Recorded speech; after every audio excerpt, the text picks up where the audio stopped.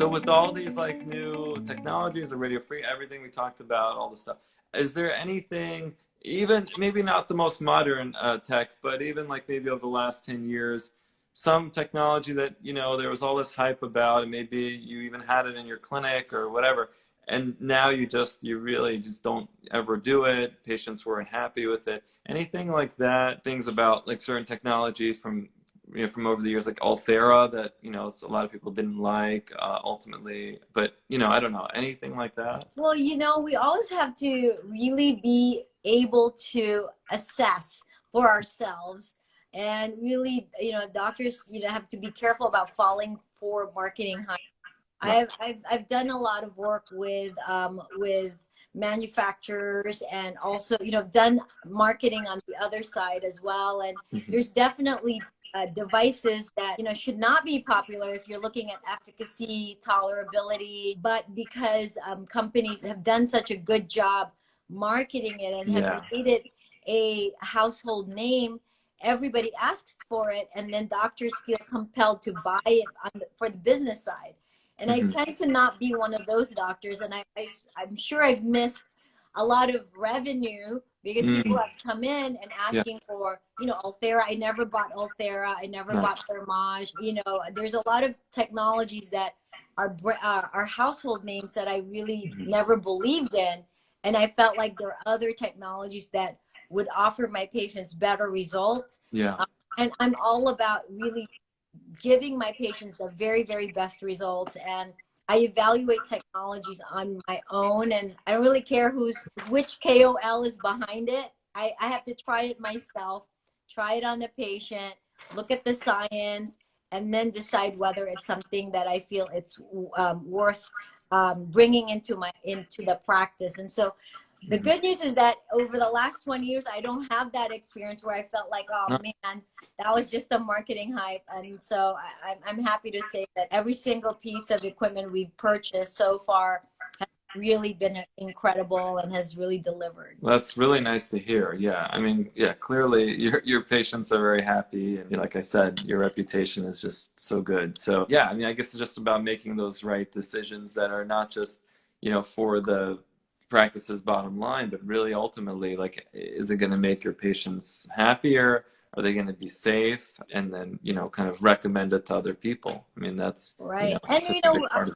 we have a type of practice. It's incredible. I've been in practice now for almost 20 years, but it. it's really a lot of my patients have become my friends, you know, and really you're starting your practice. And so I know that you are forming these incredible relationships with your patients, and, you know, just thinking long term. Sometimes you feel pressure because, you know, colleagues or practices around you is offering something that you see on TV and you hear about it, you see in magazines, and sometimes you're like, am I the dummy, you know? But Yeah. you know in your gut what is the right thing to do. And over the long term, you do end up building a great reputation, because when patients hear that you have it, they know that it's something that will work. And same thing in the industry now, you know, even other doctors, they know that if I bought it, Yeah. if I bought it, that means it probably really works. So Right. sorry, Yeah. I No, don't buy things.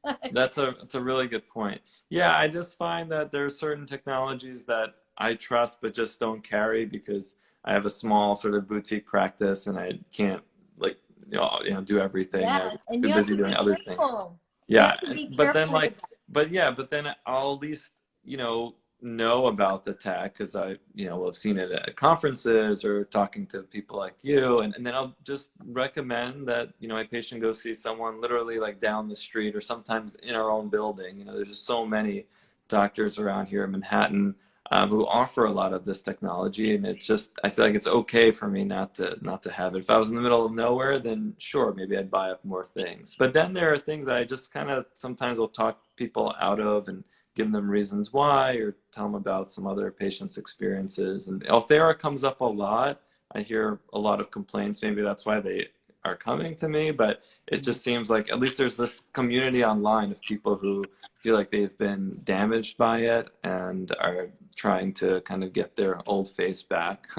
No, I definitely, unfortunately, have done consults with patients who've had similar types of bad experiences and, try to talk to them about how they can reverse, sometimes they've had fat atrophy. Then we think about either fat transfer and Right. maybe even platelet rich plasma to try to remodel some of the scar tissue. So I think it's smart for you to really find your niche, and then you kind of just be the expert in that, be the guy for that. You have to be careful about, especially the beginning of your career. And I've made that mistake in the very, very beginning where I didn't even know.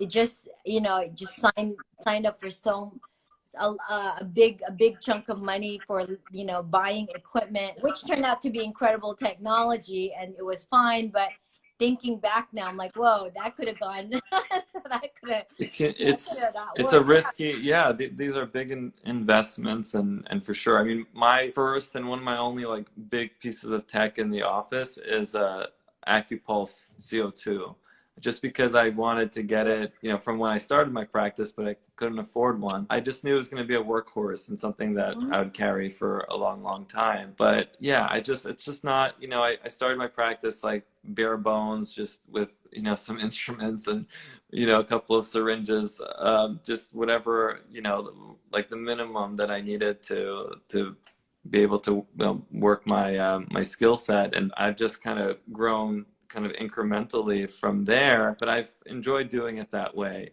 as opposed to just like a massive investment early on, having everything to offer, but no one kind of knows your name and no one, whatever. It's worked for me. I mean, 2 years in, I feel like I already have at least some sort of reputation locally, and I have people coming in from all over for the lip surgeries and now more and more for hair. So yeah, I think you're right. I mean, especially in the competitive markets like that we're in, if you start with like a kind of a niche and build on that, it really helps. Thanks for kind of paving the way for some of us like newcomers.